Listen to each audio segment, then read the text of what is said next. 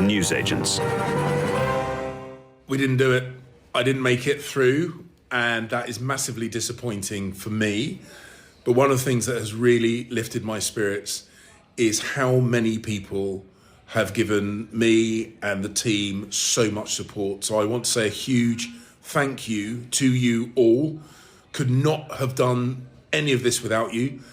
Makes me proud to be a Conservative. Makes me proud that we can pull together as a team. Thank you, thank you, thank you. That was James Cleverly, gracious in defeat after having been knocked out of the Tory leadership race from pole position.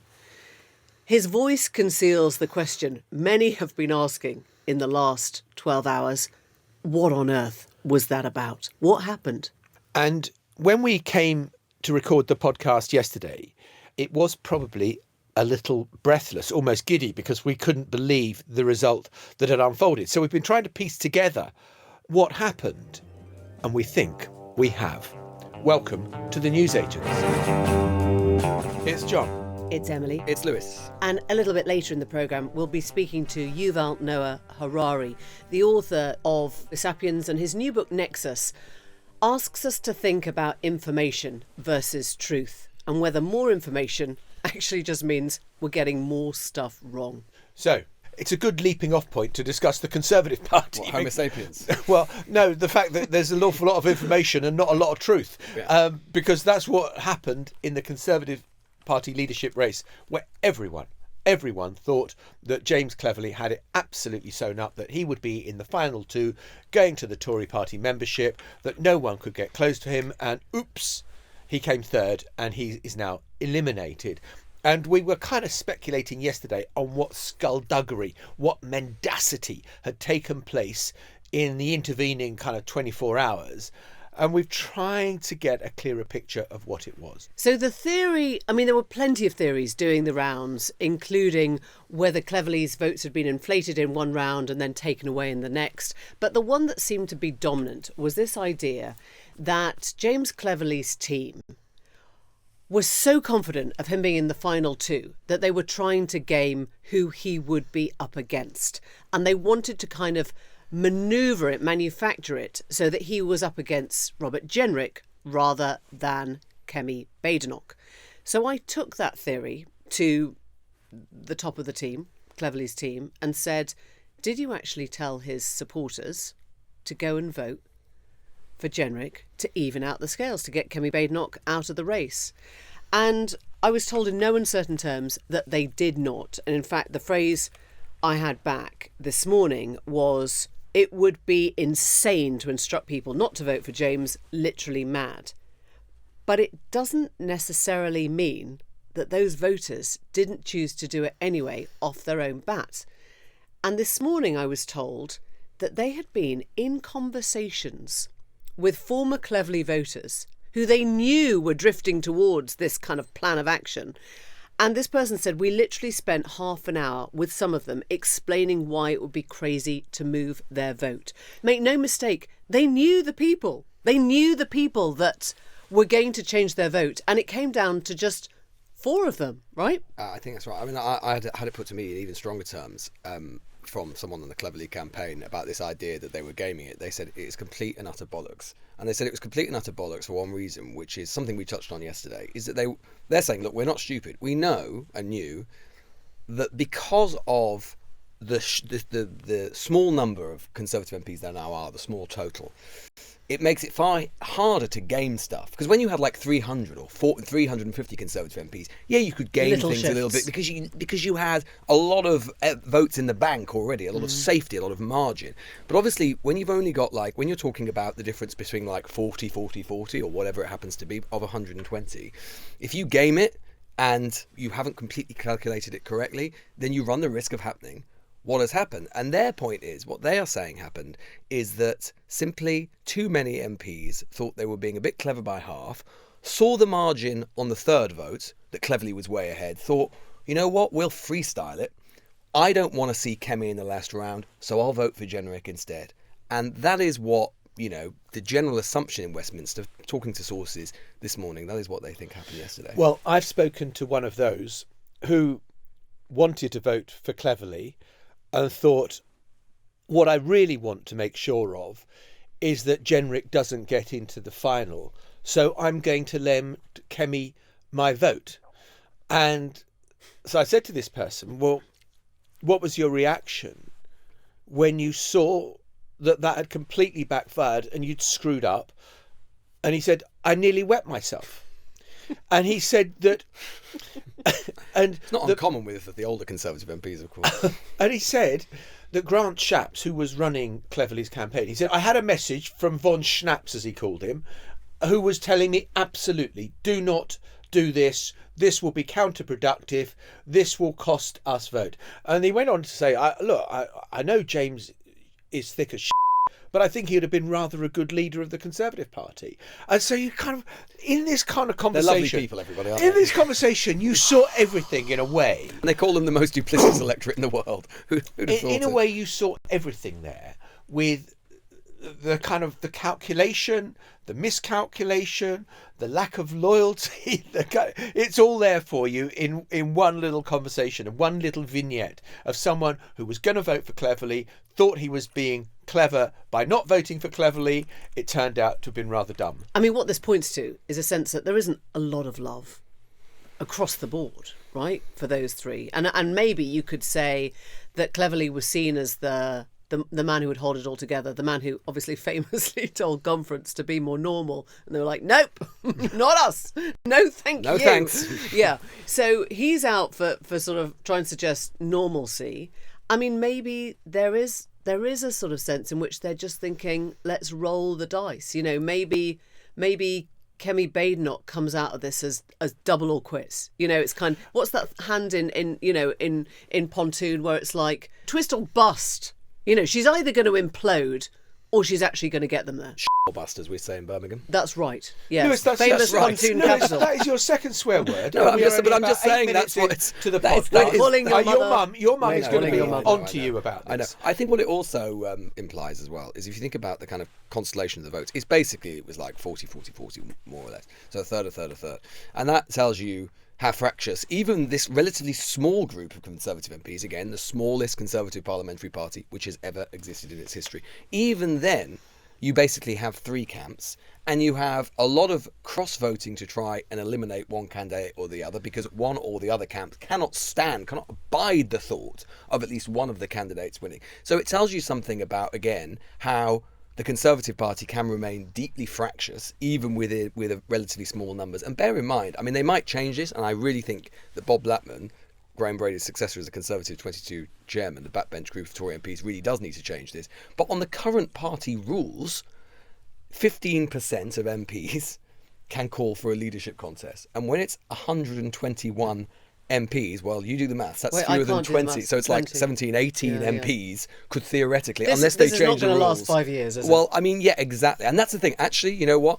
I still think there's a reasonable chance that James Cleverly actually is the guy who leads them into the next election, because there is a reasonable chance. Now Well, he do is you sort of, remember at he's conference? king over the water, and there is a chance that whoever wins this has such a disputatious party that they last about 18 months, 2 years, and Cleverly is the king over the water. So I'm really interested in your or bus theory, or Emily's, kind of put it more elegantly and fragrantly. But Lewis, you had to coarsen it. I'm sorry. I'm hanging around you too long. Is that I think that there are a number of Tories who do believe that Kemi Badenoch actually might just be the person to deliver this, that she's smart, that she's fearless, that she's a kind of intellectually interesting person, and that she will be the one that will actually take on the Conservative Party and really challenge Starmer and pull the party together and give it some shape and coherence. And I think that also those people recognise as well the risk that there are with her, in terms that she's too combative, she's too aggressive, she can come across as aloof and intellectually arrogant. But if she got the party skills and the kind of some of those softer skills as well, then they believe she could do quite well, and that she's attracting attention from the left of the Conservative Party as well as the right. Yeah, the flip side to that is, going back to Lewis's will they last the Parliament, is that they put in the person who is most explosive, sort of potassium in water. Does that mean anything? Kind of zipping around the place and, bursting into purple flame at the end of it, bang, against the Fracturing side. the beaker at the end of Fracturing the beaker, glass everywhere, And I didn't maybe, know we were going to get a chemistry lesson today, but that's Did you good. like it? I loved it. Yeah, potassium's one of my favourite experiments. It's lovely. Better than both magnesium and lithium. Anyway, my point is, either she does what you say and she gets there and she gives Labour the fright of their life, or else she burns herself out very quickly, in which case they've done that thought experiment. They've kind of got it out their system. And then they just start again. And, that was one of the theories put to me at conference admittedly by a Tom Tugendhat supporter, which was just like, they're all terrible, let's just get this over with because we know that person isn't going to be the person that leads us in. We're still waiting for that person. What they've done. I mean, I think I stick by what we were saying yesterday. I do think Cleverly would have been the best choice for them in terms of Labour would fear them most. I think Badenoch is an interesting politician in the sense that actually sometimes she is actually more nuanced than she appears. She sounds so strident and aggressive sometimes about things that it's easy to miss that she can be more nuanced. For example, she has actually been more measured on the ECHR. When she was in government, there are still right-wing Tory MPs who haven't forgiven her because there was a lot of pressure on her as business secretary to basically repeal all inherited EU law. The Brexit laws, yes. Exactly. And she refused to do so. She just said, if we do this, Right. it's just going to cause chaos and it's just going to be a waste of time. And She made herself really unpopular actually with the Brexiteers, which sounded like she was willing to take on the bits of her party she didn't think were right. Precisely so. And whereas, as I was saying yesterday, I mean, Jenrick, whether you believe his conversion is Damascene conversion or not, he has basically just moved himself, calibrated himself exactly to where he thinks the politics of the Conservative Party are, and moved himself there and has stayed there and is basically not particularly nuanced about anything. So I think Badenoch could be an interesting candidate. I thought Bernard Jenkin yesterday had quite a shrewd comment, Conservative senior backbench MP, when he said she's got the most potential. Of the two, she has the most potential, but her greatest enemy is herself. So a friend who listened to the podcast last night and listening to you and I saying this is the best week that Keir Starmer's had since he's become Prime Minister. He's very, very well connected in Labour circles. Sent me this WhatsApp last night. My prediction, Badenoch will win and proceed to make life hell for Labour. She's massively underestimated and dismissed as a right-wing nutter. She's not. She gets too angry, which she needs to deal with, but she's brave, a good communicator and knows Labour's weak spots. She'll take Labour apart on identity politics, climate and the economy and be hugely attractive for many voters. I think she could easily be PM in 5 years. I think she is definitely the candidate Labour should be most scared of. Well, in that case, on this trajectory, she won't get the leadership either then. So, it might end up being Jenrick. The comment that was made to me about Robert Jenrick is, and obviously he's called generic by a lot of the party for being this man that they, sort of everyman Tory sort of tries to model himself to whatever the sort of trend is. And as I was talking to yesterday, a sort of former grandee, I think we'd say, is there is absolutely nothing interesting about Robert at all. And then he returned to this line. He said, there is nothing interesting about Jenrick. I'm sorry, there just isn't. The idea, the Tory party is we've tested the boundaries of bizarreness and we've entered deep space. I mean, so one of the Tories I spoke to, that's a great quote. That is a really great quote. One of the Tories I spoke to said, the thing about Jenrick and the thing about Cleverly, and the one thing that they both have in common. We talked to Winston Churchill. Yeah, I go into Winston Churchill. It's a Ouija board. The history of human comedy. We'll fight Kemi on the beaches, the landing grounds, in the hustings. He said that their wives are the best things about them. And that neither of them are much. You were talking to Winston Churchill, Yeah, right? exactly. Okay. I just thought it was a quote. I love the wives. I love them. Charming, never charming lady. slag off a man's wife. Yeah. I think Doesn't get us very far, that. No. I mean, sorry. what was the story, John? But you were saying how kind of there is nothing to it. And this person was saying the only thing that he's got going for him is his wife, and then he added, and that's the same the same of Cleverly. If we think about the future direction, let's take a step back. I mean, I suppose what we did learn yesterday is that the Tory party, one way or the other, is taking a step to the right. The strategic choice faced by European parties, centre-right parties, right, across Europe, has basically been over the last few years. Do you embrace the populist right or do you keep them away? And the Cleverly based strategy was basically to say, you put clear water between us and them. You draw lines in the sand. We don't try and pretend to be like them. They are a pale imitation of us. In their different ways, especially Jenrick, both Badenoch and Jenrick are saying that we need to move in their direction, in the direction of the populist right. So one way or the other. I tell you what I would like to hear. I would like to hear Kemi Badenoch take on Nigel Farage. Because I think that's going to be the really interesting question now. We know where Jenrick sits on reform, right? We discussed it a little bit yesterday, that basically he thinks unless you reach out to people and find something else to leave, ECHR, what will it be next time? He will sort of carry on generating this sort of Brexity language in the hope that he wins back reform voters. If it's Kemi Badenoch, and as you say, she has a more subtle approach to policy, even if it doesn't always sound that way when she speaks, then what is her take? What is her relationship with Farage? But I think this is She's not dancing with him like Priti Patel, right? I think this is why, exactly, this is what we're sort of orbiting around, right? This is why Badenoch is the candidate with the more potential, or at least intriguing, right? Because more interesting to watch, definitely. For sure, but it's harder to... I think Farage could deal with Jenrick with no difficulty whatsoever. He would just say, Mini-me. This is just another Tory, just look at him, another Tory boy who comes along, tells you what you want to hear, and he's going to betray you. Harder to know exactly how he could deal with, or exactly what the kind of line would be with Badenoch, and I think that would be true with Starmer as well. That's why she is the candidate who is intriguing, because it is harder to see what the path would be for her opponents in dealing with her. Okay, can I raise something that is the sort of unpalatable question here, which is the Tory membership still racist enough to go for Jenrick over Kemi Badenoch? I don't know the answer to that. There are some people who think that there is a question mark about it, particularly if it's a narrow race. Not the bulk of the Tory membership, but if it's a narrow race, that there is a world where there could be a sort of rump of Tory members I don't want to kind of like vote for a black woman. Kind of lean into identity politics. But the truth is, we don't know what the situation was with Rishi and Rishi and the electorate would have been very different to Liz Truss and the electorate, I think. But when it was between Rishi and Liz Truss, she won. We don't know. It would be naive to say that won't play in some people's minds. I just think it will.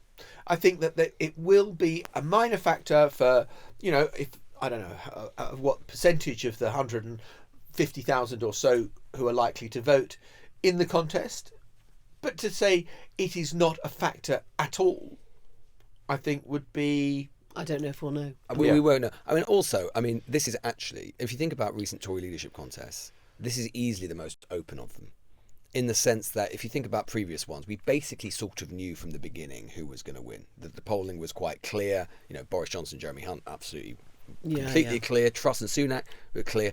This one is not clear. And I think that also a unique dynamic is going to be, because uniquely it has got two candidates of the right, as opposed to one from the One Nation wing and one from the right. It promises probably to be a pretty hostile, vituperative, potentially personal campaign, because to be honest, they'll be disagreeing about relatively little. The sort of narcissism of small differences could be quite profound. And I think the way that you will see it going is the dynamic of it will end up being Badenoch repeatedly suggesting that Jenrick is a phony and doesn't really believe what he says, and Jenrick making subtle allusions to the idea that Kemi's got personality problems, basically, or personality Or they do flaws. something really clever, which I'm almost ruling out as I say it, but they both offer each other a really top job in the other's cabinet and say, you know what, the most important thing at the moment is unity. We can see that this was split 3 ways. We want love it as an idea. Never.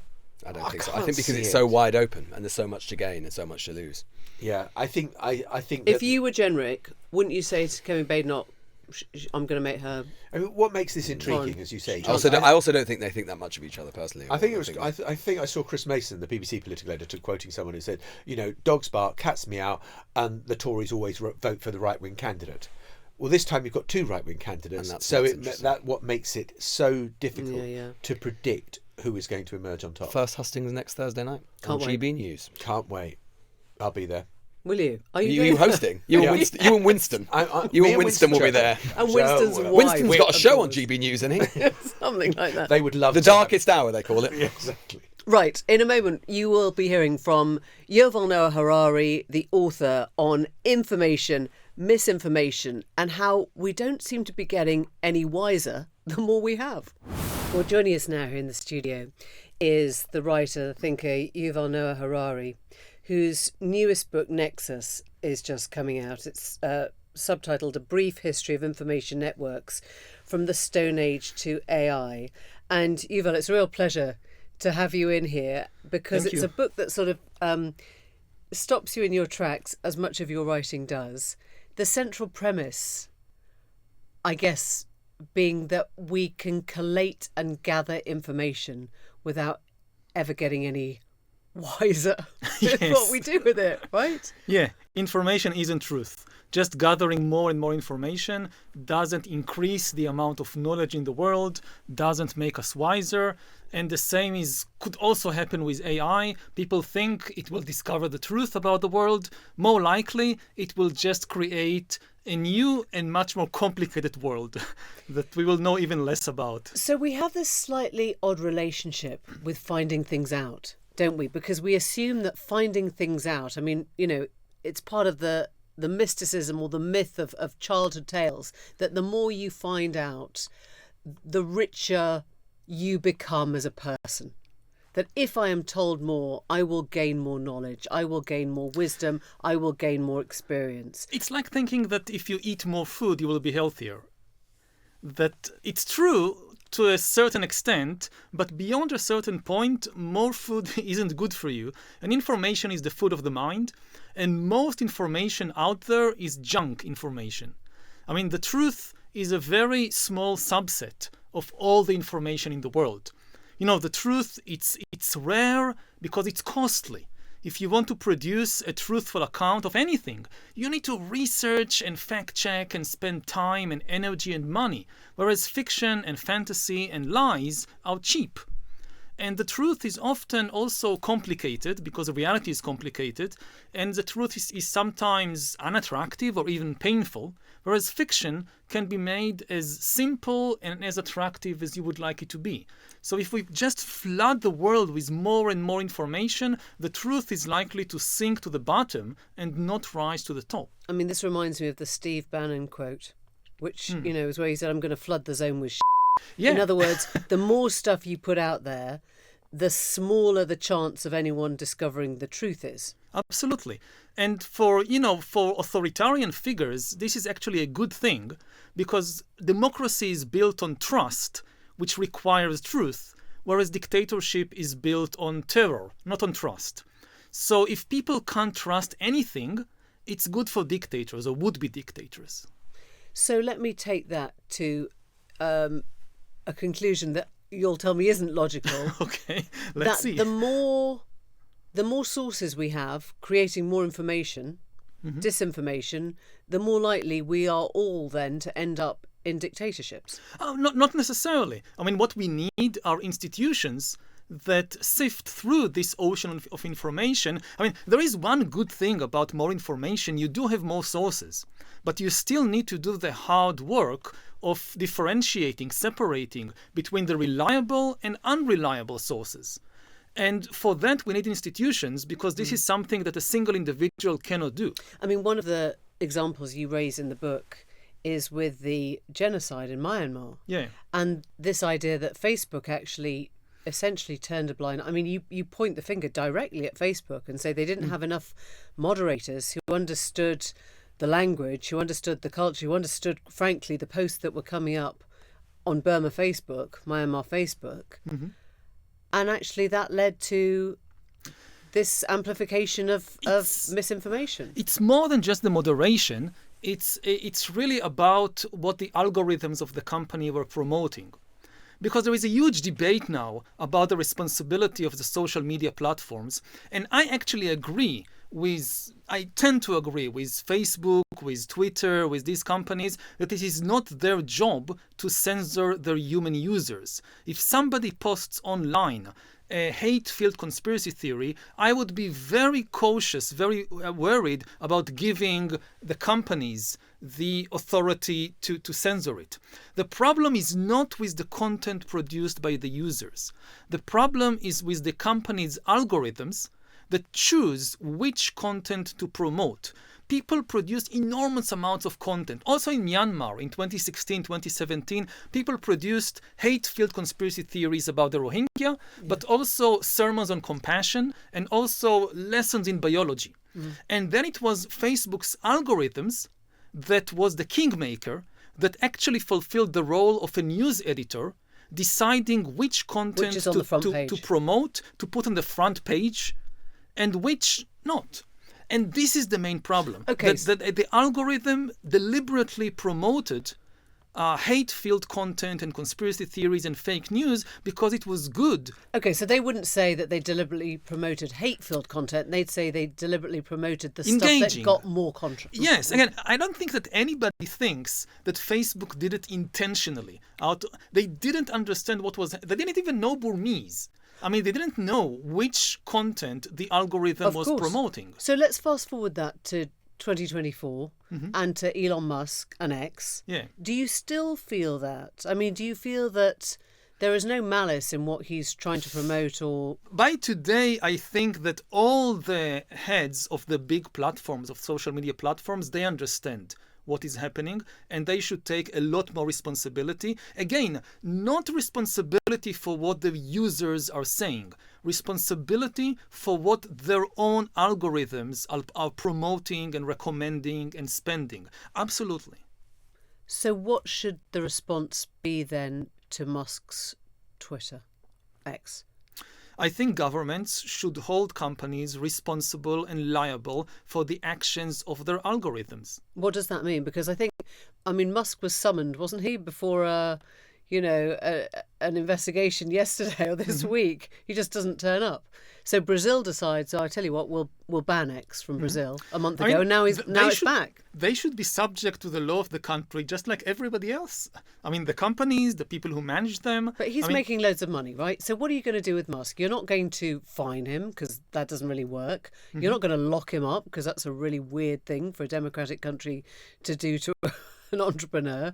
What would you do? Governments should do what they do with other companies that break the law. You know, if an airplane company produces a defective airplane and there is a crash and people are killed, then we hold the company responsible. He doesn't think it's defective. It's not a question of what he thinks. It's a question of what the legislators and the representatives of the people think. So who decides that then? I mean, who decides whether he's promoting stuff that is... we wrong? have this comes back to the original question, which is what is truth? I know we haven't got 24 hours, but you're asking that question, right? The most important thing to realize, this is not a new debate. We have had this debate for centuries. Every time a new information technology appeared, and people act as if this is the first time we are facing this problem, and it isn't. We have centuries of experience with it, with previous media and news outlets. I mean, you talk about Malleus Maleficarum, which I studied that when I was at university, and it's the blueprint to kind of how to persecute witches. Yeah. Well, women, right? I mean, women that they want to call witches. Yeah. I guess the difference was that things moved more slowly. I mean, the numbers still in the Middle Ages are horrendous of the deaths that they inflicted through the spread of misinformation then. Yeah. But it's not the same. It's not industrial at this point, is it? Yeah, everything moved much more slowly. But the message is the same. I mean, when you talk with people in Silicon Valley, they will often bring the printing revolution as their model. And they will tell you things like, the same way that the print revolution led to the scientific revolution, so what we are doing is like the printing press on steroids. And the thing is, they just don't know history.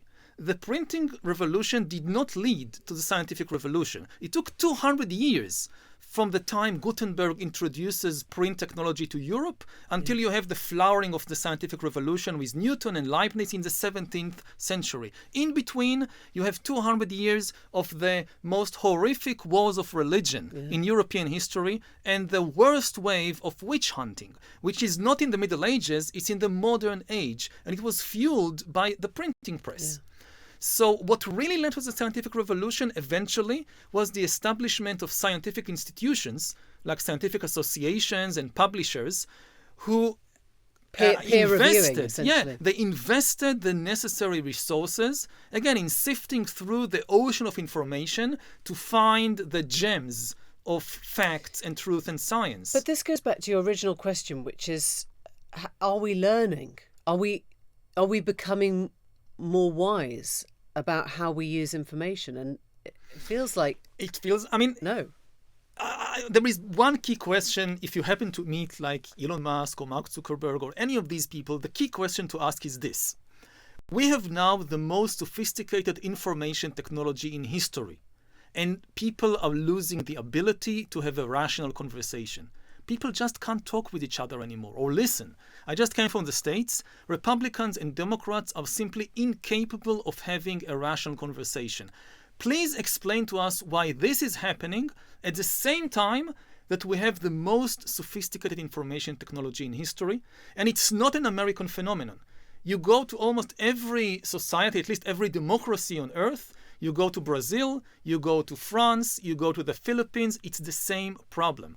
So something is wrong with the model of Silicon Valley and of social media in particular, that we just connect people and we just produce better information technology, and as a result we have more connectivity and more rationality and more truth. Do you think that's gone for good now? I mean, do you think... No, it's not too late. I mean, it's almost too late, but not yet. We still have the power to change things. Again, to apply the lessons not just from the last 10 or 15 years, but from centuries in the past. What is that? I mean, you know, we're sort of waiting for this AI wave. It feels like to sort of to wash over us, right? We just heard that AI basically won 2 Nobel Prizes. Like Nobel Prize in Physics and Nobel Prize in Chemistry went in part to AI. It's the revolution is here. And the guy who won the Nobel Prize is saying, "I don't know what I've unleashed here." Yeah. Right. And he's. I mean, it's not Oppenheimer, but it's in a way, sort of next generation of. I mean, it's in a way much bigger than the atom bomb, in the sense that this is the first technology in history which is not a tool, it's an agent. I mean, the atom bomb was a tool in our hands. Yeah. It could not decide anything. It could not invent or create anything new. The atom bomb could not invent the hydrogen bomb.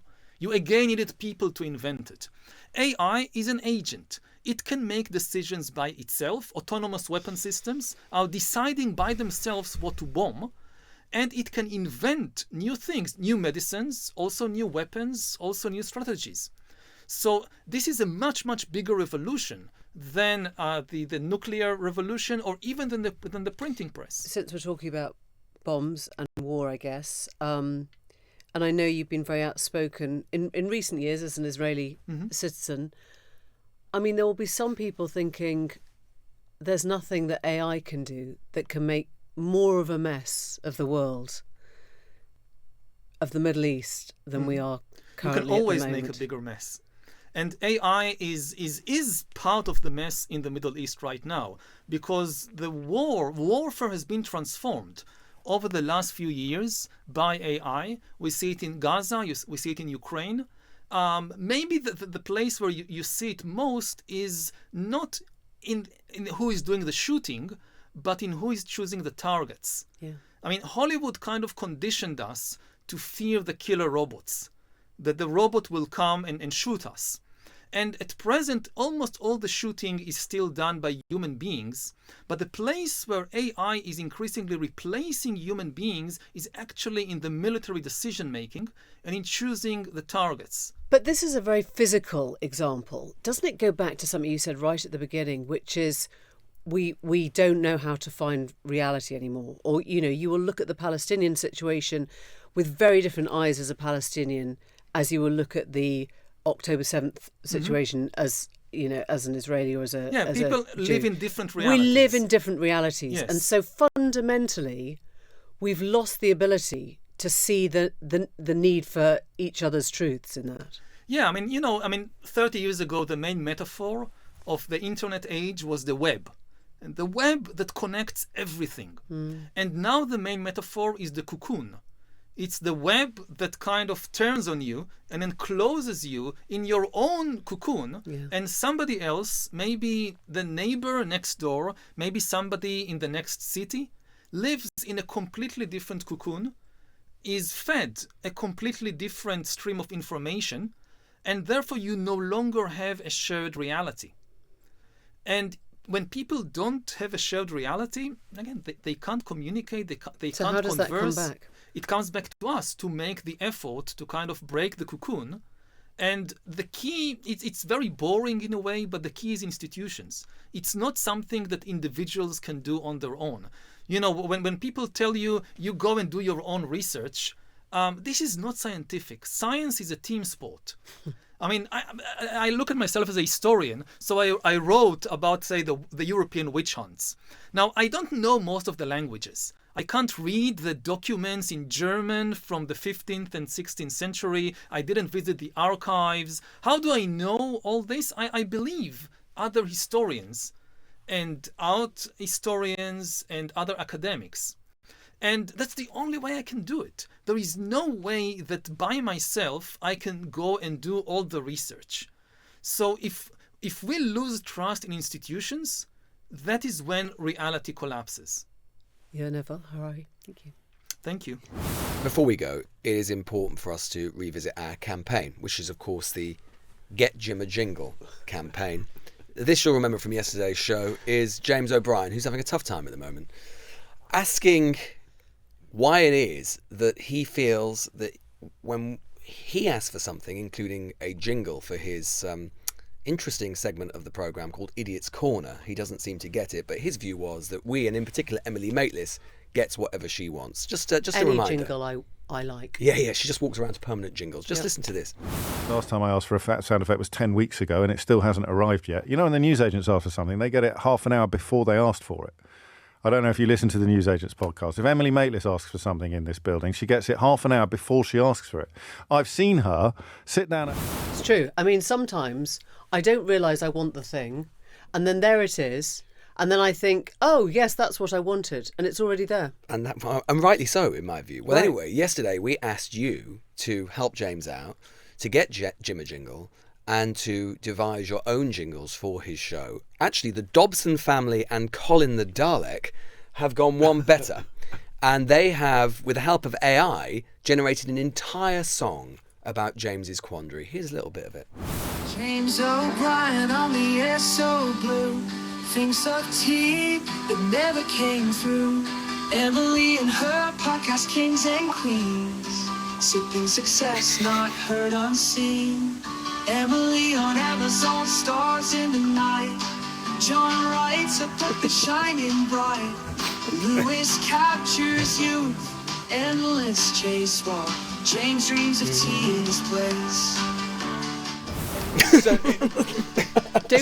James needs a tea in his place. So That is lovely. That Nice is- little that- plug for your show then. Nice little plug for the book. I think that is James's jingle. Yeah, there I we mean, go. Lucky I boy. think if James doesn't play that on his show, there should be an inquiry into why that hasn't happened. I also think it's it's big back. Well done, AI, because actually It's catchy. it's brilliant. If I saw a busker playing that on Leicester Square Tube Station, 50 pence, definitely. You know, you could talk to some of your friends at Capital about getting this played. I know Yeah. you're on there quite a lot these days. Well, Capital Breakfast, yeah, me yeah, and Jordan. Yeah, you and George. Yeah. Yeah, you I'll- get him to I'm play. That's going to be really number one enjoying next this. week. It'll be on the playlist before you know it. Yeah. We'll see you tomorrow. Bye-bye. Keep them Bye. coming in.